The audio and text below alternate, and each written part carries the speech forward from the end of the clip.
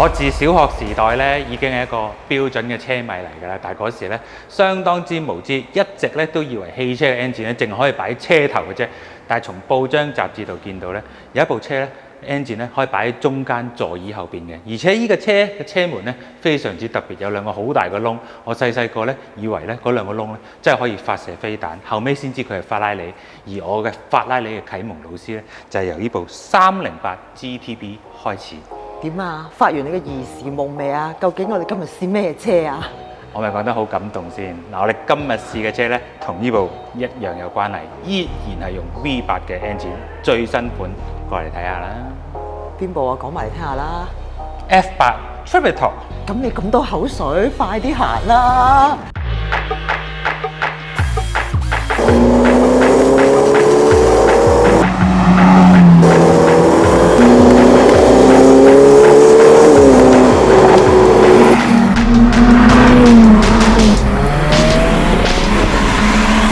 試車之前咧，循例都要講講佢嘅外觀啦。拉里好多人眼中部一樣樣嘅喎，尤其是 F8，好多人都話佢似上一代嘅488。咁其實咧，你望見真車咧，你就發覺係好唔同嘅，啲線條硬朗咗好多啦。個車臂、擾流同埋頭燈咧，都同以前唔一樣嘅。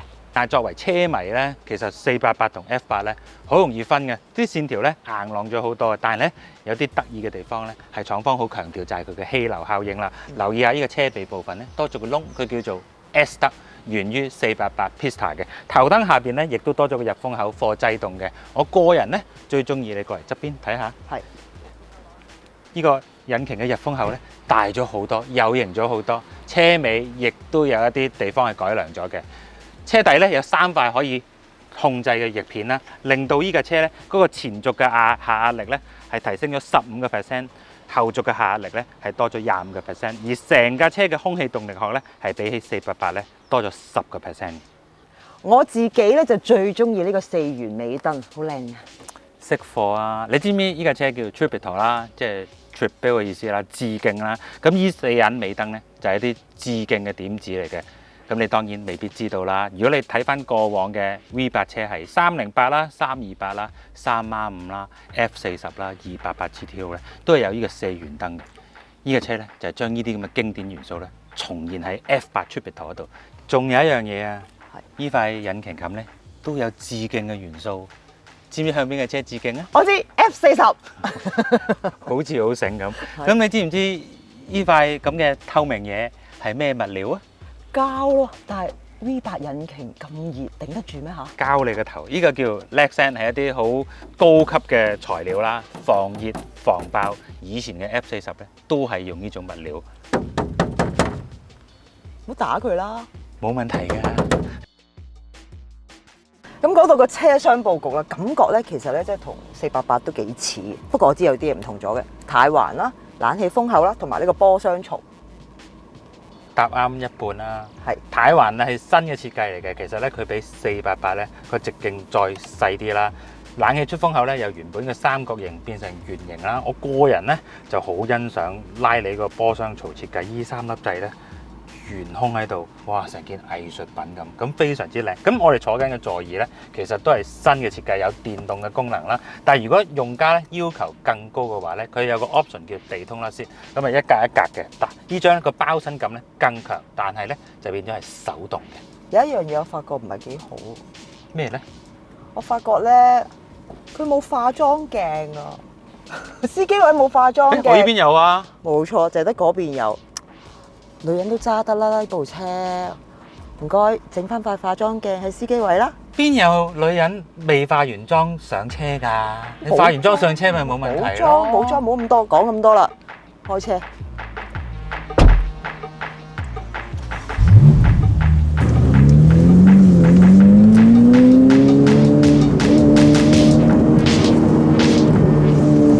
又嚟到試車時間啦，我又輸俾佢，由佢揸先，感覺如何呢？第一個感覺咧係難免咧，即使我揸咁多快車啦，跳入拉你第一個感覺係點都有少少緊張，唔知點解啊？可能接觸機會真係少啦，咁而佢嗰個馬力咧700幾匹馬力喎。 720 CV E-Fuel engine 咧就不得了啦！佢係而家集團入邊最強嘅3.9公升 V8 機器啦，獲獎無數噶啦，已連續好多年攞咗最佳引擎嘅大獎啦。咁佢基礎咧就源於488 GTB 啦，由當時嘅 F154 CB 嘅編號咧，而家已經進化成 F154 CD 啦。你可唔可以專心啲咧？我好專心㗎啦，我咪好專心咯。咁呢款 engine 咧，雖然係源於488 GTB 啦，但係佢作出咗多方面嘅改良，其中啦生氣批啦、死氣批啦、曲軸啦、活塞啦、活塞連桿啦、飛輪啦，同埋成個引擎嘅管理系統咧，都係唔同晒。而且咧同一樣嘅 engine，但係佢結構咧輕咗40公斤，馬力咧而家去到720 CV， 0至100只係需要2.9秒。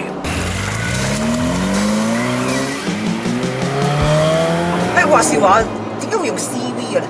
嗱，其實呢個咧亦都係好多車迷嘅迷思啦。咁我做咗少少功課啦。CV 咧其實就係意大利文，我未必讀得啱啊，叫做 Cavallo Popolare。咁其實咧佢個量度單位都係馬力啦，都係計 engine 輸出嘅馬力嘅。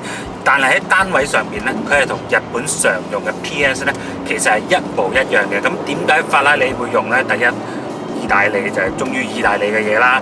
第二咧，因為咧你計 PS 又好，計 CV 又好，計出嚟嘅數值咧係大啲噶嘛。感覺頭先一起步用 auto 模式嚟揸嘅情況之下咧，我都行夠2步咧，佢已經上咗5步啦。佢好肯上嘅喎，即係佢有溫柔嘅一面嘅喎。你唔好以為法拉利冇，原來 F8 係有嘅喎，即係佢唔會嘻嘻冚冚咁一開車就衝俾你。即係你只要其實如果 auto 模式情況下去揸咧，慢慢揸咧，其實佢有個感覺 engine 係好靜喎。但係當你稍為踩深少少一 kick down 嗰下咧，哇！變咗第部車咁，一米人咁品。隨著你嘅速度增加，你有冇留意到咧？呢架車咧嗰個 turn in 反應咧係好快。我就係話點解佢唔係我以往揸嗰啲所謂高性能車會咬到個地好實？你越揸得快咧，佢個頭好似越靈活咁咯。你覺得呢架車嘅路感好唔好啊？好到不得之了。佢唔會俾你感覺就係嗰樣嘢啦，唔會蹬到你死之餘俾路感你嘅。佢舒適性係有喺度嘅，即係以前啲人成日都話 supercar 唔可以日常用，出去 morning drive 打2個 run 咁就要翻嚟㗎啦，揸翻平時啲車。我相信呢部咧可以撇除呢個感覺喎。咁當然油費係唔計啦。揸呢啲車點會計有錢㗎？咁但係咧，當你要 kick down佢嗰陣時咧，真係癲到咧變咗第二部車。你聽唔聽到啲聲啊？啲聲靚好多啦，令到你個心跳又加速啦，入埋啲彎又準又快嘅時候咧，你係會透大氣嘅。我都透大氣。同埋佢知道你，佢好神奇地咧，佢知道你想癲嘅時候咧，唔知點解佢又好識得幫你係咁啪到2波啊頭先。因為呢個波箱咧喺 auto 嘅模式下咧，佢係有一個學習嘅功能嘅。如果你個油門咧係輕嘅時候咧，佢會盡快同你跳到好高波。但係如果你之前駕駛嘅路段你係好急進嘅模式咧，佢就唔會同你跳咁高波，甚至同你扯住段低波，令到個車咧保持呢個扭力嘅。呢個波箱咧喺 auto 模式下咧係幾令人驚訝嘅。最後我想講嘅，啲人成日話女人唔會中意揸 supercar， 咁但係其實你揸完 F8 之後咧，相信你要收翻呢個説話，其實真係容易揸咗好多啦，好輕鬆啦，而嗰個 drive to fun 嗰個感覺係好濃嘅。不過咁當然佢有翻咁上下闊嘅車身啦，佢咁低矮咧，咁拍起位上嚟咧，可能好多女士會覺得睇位有啲難嘅。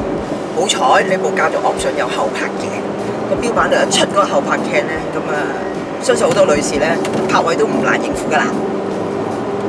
Anyway， 好好玩咯，呢部車真係。其實咧，你想知啊，佔中呢架車好唔好咧？你睇佢個表情咧，你就知嘅。當佢咧，哇個樣又如狼似虎又好兇狠嘅時候咧，想食晒呢個世界上啲小鮮肉咁咧，呢架車大概有個答案㗎啦，睇佢個樣。好，到你揸。唉，到我啦，終於。哇，褪翻後先。今日咧着錯咗鞋咧，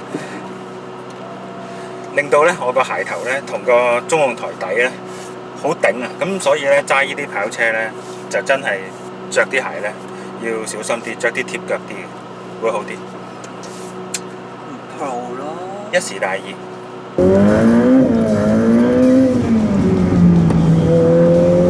之前其實你都已經試過揸 F8 落場玩㗎啦，其實喺街度揸同落場玩，俾你嘅感覺有冇咩唔同咧？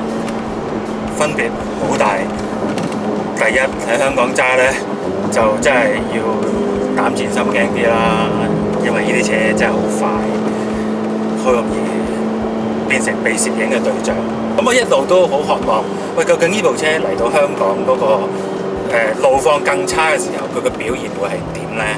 咁我初步俾到嘅答案咧，就係香港啲路面咁爛，但你揸住架 F8咧係出奇地近嘅，而佢嘅避震反應係硬，但硬得嚟咧蹬一下完結，蹬兩下完結，就唔會有啲餘震令到你架車好多無謂嘅跳動，好不安。呢樣嘢咧我幾驚嚇嘅真係。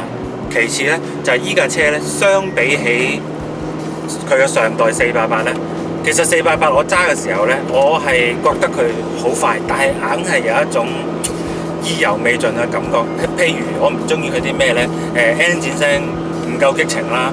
第二佢個轉向模擬係好快，但係咧我略嫌佢過輕嘅。咁第三樣嘢咧就係嗰個油門反應咧，仲係好似爭啲火候咁樣樣。但係嚟到 F8 身上咧，呢幾樣嘢咧係廠方大幅改良。首先咧喺個轉向上邊咧，呢架車咧當然喺電態時代路感唔係多，但係底盤俾到你嘅感覺咧，其實已經可以凌蓋過一切嘅。其次咧就係佢呢個轉向咧，雖然冇乜感覺，但係佢係沉重咗好多，令到你轉向嗰時咧嗰個質感好咗好多。有一樣嘢更重要嘅咧，就係呢個車咧，廠方好強調咧，係佢嘅油門反應係比488改進咗好多嘅。咩叫油門反應咧？就係你俾油嗰陣時，你嘅腳踩落個油門踏板嗰陣時，個 engine 俾到你嘅加速力嗰個時滯係幾多？依架車幾乎冇時滯，同你嘅腳 engine 係聯繫咗一齊咁，好恐怖。依架車咧喺操控上面咧係超級嘅無敵嘅，頭碌入得快啦，出彎快啦。我更加欣賞咧係成架車嗰個懸掛同底盤嘅配合啦。你喺重 brake 嗰陣時，佢嘅 brake power 固然係非常之大啦，但係佢哋喺重 brake 時咧，佢嗰個車身嗰個前後俯仰咧係非常之輕微，唔會話壓得好低，令到個車好容易產生推頭。你輕輕一鬆，再俾油個尾就拱你出彎。喺彎上邊嗰個快感咧，我暫時揾唔到另一架車有呢種咁嘅樂趣。而且咧，依架車咧喺高轉時候嗰個表現咧係好恐怖。佢個低扭咧係好瘋狂，而且佢係冇 turbo lag 之餘，佢嘅轉速攀升咧係一陣一陣一陣，越嚟越強，越嚟越強，越嚟越強。你去到紅區8000轉嘅時候咧，嗰度力咧真係好恐怖。而依架車你仲係喺你掌管範圍，動力亦都係喺你嘅掌管範圍。成架車嘅 tuning 咧好厲害。你好似講完粗口，穩定性嘅方面你又點睇咧？我大部分揸呢架車嘅時候咧，我都愛用 Race Mode 啦。咁我喺意大利揸嘅時咧，甚至乎測試咗佢嘅 VDE 系統啦。呢個 VDE 系統咧就係一個甩尾嘅輔助模式啦。過往喺 Pista 上邊咧都有嘅，但係僅限於 City Off 嘅模式下先至會進行啦。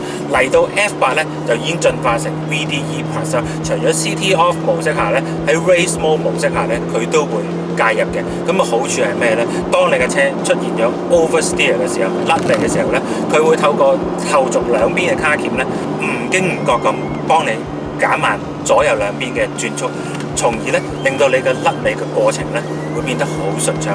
香港咧就真係難以做到呢啲咁嘅效果，但係我親身喺意大利嘅 Fiorano 試過呢個系統，哇！成架車嗰個甩尾嘅動態咧行雲流水，非常之自然，唔係我勁，係部車好勁。最後一個問題啦，100萬嘅問題，唔係喎，幾百萬嘅問題嚟喎。兩者揀一部，麥拿倫嘅720S 同埋呢部 F8，你揀邊部？你成日話之前720S 好好揸㗎嘛？咩啊？你點解你次次都喺我最忙嘅時候，你問呢啲咁嘅問題？你咩問題啦？720好定係佢好？揀啦，揀啊嘛，仲唔揀？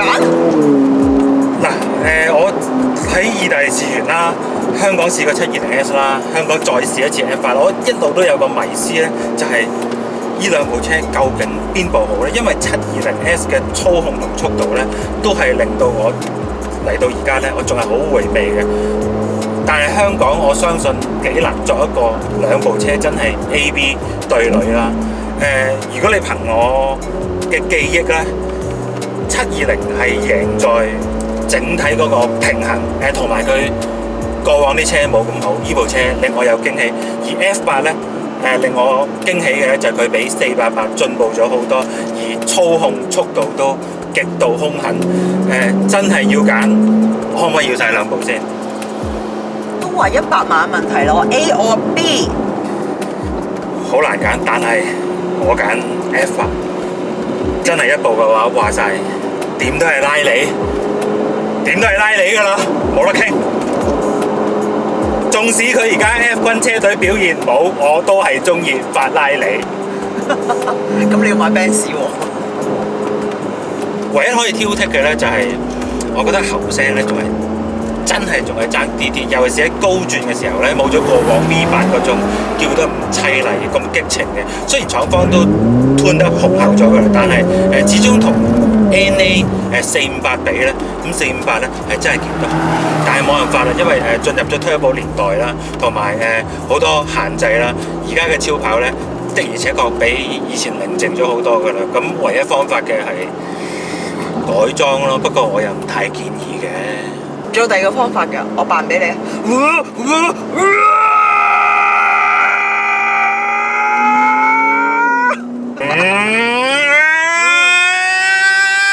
得唔得？